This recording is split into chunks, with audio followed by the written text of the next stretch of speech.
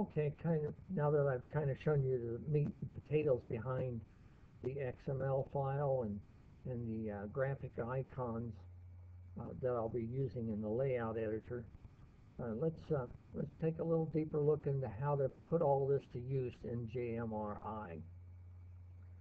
So we'll start here again with just a quick review. This is the final layout of all my signals, and they're operational.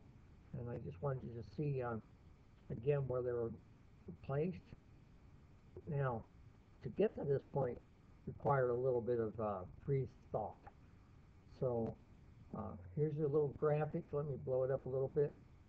Here's a graphic layout that represents my track and my signal layout. When I laid my table out, I did a grid format.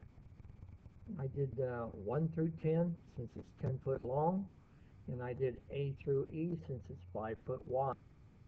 And so you can see that I have a signal mask that I say is at A3, a signal mask that I say is at E4, one at E10, one at A10.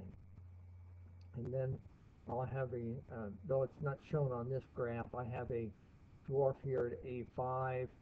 I have a dwarf here also at A5, A4, there's a signal, E7, there's a signal. So you can see I've kind of figured out where all my signals are at, right? And I've given them a name, okay? You'll need to have some kind of a naming convention so that you'll know what signal head you're talking to. So that's my basic approach to it. You can see here I've used north, south, east, and west on my layout. Now I've got some way to follow my logic around on my signal names. Then to associate my track blocks, the numbers in circles represent each track block. So you can see 1, 3, 5, and 7 make my outer main line. 2, 4, 6, and 8 make my inner main line. And then block 10 is the turnout or sighting for my Union Station. Block 11 controls my reversing loop. And block 9 is my little industrial sighting area. Okay? Then each switch has to be associated. So I have switch 1 and 2, 3 and 4, 5, 6, 7, and then if we go around, there's 8, 9, 10, 11, 12, okay, and then later I added 13 and 14 in here. So I've got 14 switches, right, 11 blocks, and what have I got? 15 signal heads? I've forgotten. We'll find out in a minute. But this became my little worksheet then that I used to study all the possible conditions that might be happening on my layout. So let's go back now. Oh, just a second. Before I do that, let's take a look at one of these signal masks.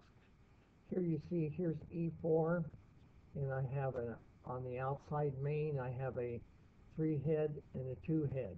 So I have an E4 outside main, and I have an E4 outside sighting, and that's my naming convention, okay? And then I have an E4 inside main and an E4 inside absolute, okay?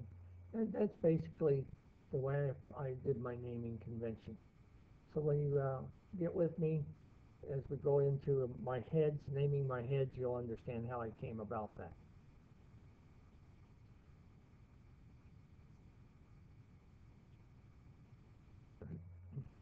Now going into Panel Pro, let's go Tools, Tables, Signals, Signal Heads. Okay, so now I've called up signal heads. And you can see here for usernames that I followed my naming convention, right? A4RL, A4 reverse loop. And then, of course, over here in my comments, I help myself remember that, right? A4 reverse loop, it's a red, yellow, and green signal, okay, and it's lit. Now, how did I enter that head as well as all the other heads? We'll go over here. Let's show you a finished product first so you can come back with me when I hit the add button. Okay, so we'll go into edit. You'll see that the signal name is attached, channel 1, CH1 I should say, right? Username A4RL. That's my standard naming convention. And then my 3 outputs here that I'm going to use. Okay? Why 3 outputs? If you look up here, it says it's a triple output head. Okay? So you name the outputs, what output controls the green, what output controls the yellow, and what output controls the red. Now, if you remember back in the XML files, I told it to use green or use red. Okay? This is what I'm referring to in that XML file. It's going to tell it which output to use. Okay? And you, of course, assign from a drop-down list if you're using an existing one, or you can create a new one and just manually type it in. So here I've given it a name and I've assigned a green, yellow, and red hardware output to it. So if I go back here now to the add function, like I'm going to add a new one, right? Here things are just a little bit different, because here you get to tell it what kind of a signal head it's going to be. Is it going to be a quad output, single output? And if you're using any of the prototypical signals, a lot of these make a lot more sense to you than they did for me, because I used custom signals. And so I picked the closest one that fit, right, which was a triple output. So I selected that, and as soon as I selected that, you see my input box updated to what you were seeing over in the edit screen. So now it's on triple output. Give it a system name, give it a username, okay. Use existing is default, and I can pick off the existing outputs in my hardware tables, okay. I don't want to use, it's a CMRI, or if I'm creating new, or yes, it would be CMRI in this case. It wouldn't be ExpressNess, because my signals are hooked into my CMRI cards. Then I would create the new address. Okay, and it tells it where what hardware it's using and what output it's using. Okay, so I'm going to cancel this. Okay. Oops, I said okay instead of canceling. My mistake. So I closed it up and effectively canceled it. So once you do that, then it enters that signal head into the list. Okay, and then you get a couple of options here. Of course, you can delete it, you can go back in and edit it, or you can test the state. And since my signals are hooked to real hardware and they're powered, I can set the state to whatever I want. So right now my signal is set to red, yellow, green, right? Flashing red, flashing yellow, flashing green, and dark. So I can walk through all the different appearances of that signal, okay? And see that I've actually got my outputs assigned right, and you know, and I don't have any crossed wires or anything like that. So that's just a manual way of checking out your signal head. And I did that up and down through here for each and every signal. Of course, I just picked a different one, like here's a dwarf, okay? So instead of picking a triple output, I picked a double output, okay? See here, it expects a green LED and a red LED. And of course, I've modified that in my XML file so that even though I'm telling it to use green, it's going to, of course, light up yellow, since my LED is yellow in color instead of green. So I control my yellow and my my red LEDs. Okay? Again, I can control what color appears on that signal head. Now, since I'm doing this manually, and it's expecting a traditional uh, JMRI double output, if I go to yellow, red, I get a single LED, right? Yellow, I get my yellow and my red head turned on because the internal logic still expects it to form a yellow with two outputs. Okay? Green sets one output on, which it expects to be green, but of course it's yellow in my condition. So you kind of have to learn and remember how you've modified this. But just a little practice, a little eyeballing, you figure things out pretty quick. So we could spend all day going up and down through here and looking at each one of these, but basically I created a signal head for each of my three types of signals. You saw one here, my reverse loop, okay? So my signal heads are set up, okay? Um, Remember, A4 reverse loop also has an A4 absolute red, okay?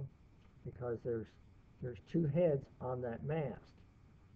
But I'm not doing mast right now, I'm doing heads. So each one of those heads has to be defined. So if I go in here to edit, it's a single output for an absolute signal that I selected. And I assign it, okay, to a hardware address. And the appearance of it, I can set it to whatever output I desire it to be. I tell it to use red, okay. Off appearance, I want it to be dark when it's off. Because unless I'm doing an absolute stop, I don't want to see that bottom signal at all. The upper head will do the control. So it's just a matter of knowing how many heads you've got or how many appearances you've got for each head and picking the right one. They go in pretty quick, and you can test them if your hardware is in place. Okay, so let's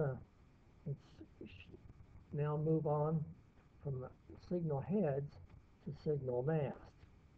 Now, the difference there, of course, being a mast is the pole that all the heads are hung on.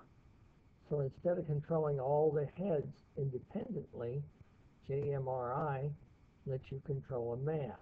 So that if you have multiple heads on that mast, you can condition both of them or all of them with one command instead of having to go through logic and set head 1, set head 2, set head 3, etc. You can just assign heads to a mast. So that's what we'll do next. So I'll go over here and I'll click on mast and I update. Here's all my signal masts. Now let me back up here and give you a quick review. Right? These two heads are mounted on one mast. So that's a signal mast. That's what I'm referring to. Okay? So here, let's just stick with that reverse loop since it happens to be the top of the chart again. So A4 reverse. Okay? Let's go in here and let's edit that signal. The username is A4 reverse. The signal system that I'm using is CXX 1998.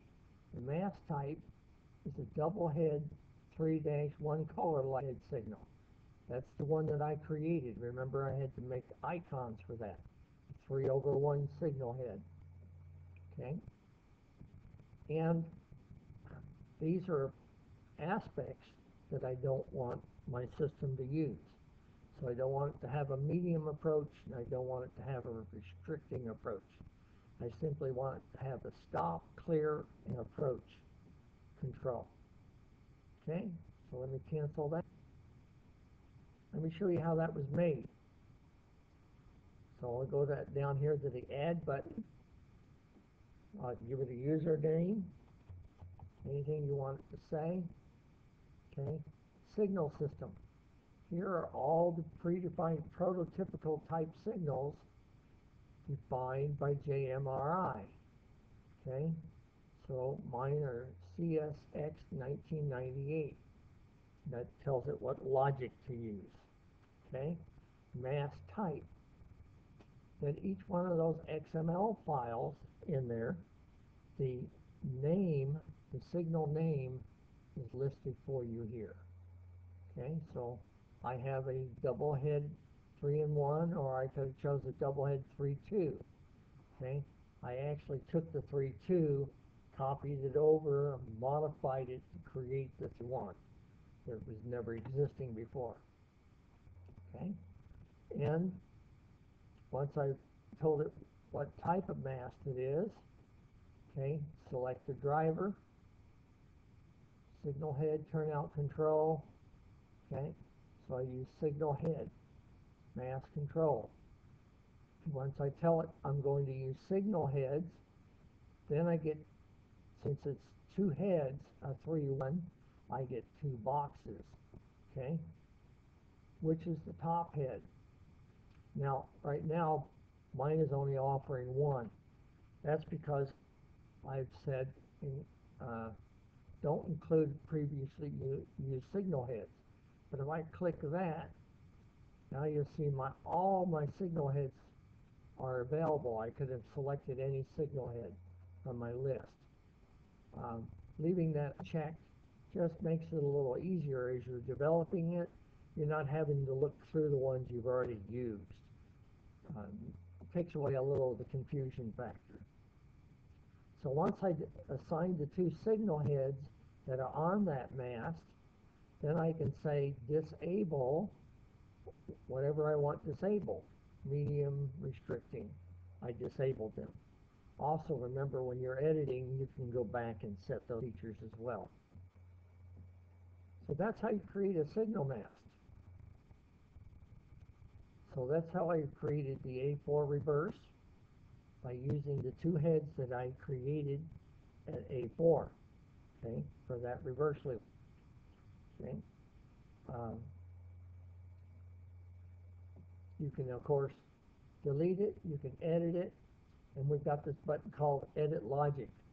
On mine, Edit Logic is empty because I didn't use any of the built-in features for signaling that JMRI uses, or has available, I should say. You can read in the JMRI manual about signal mast. And it has the ability to discover what logic.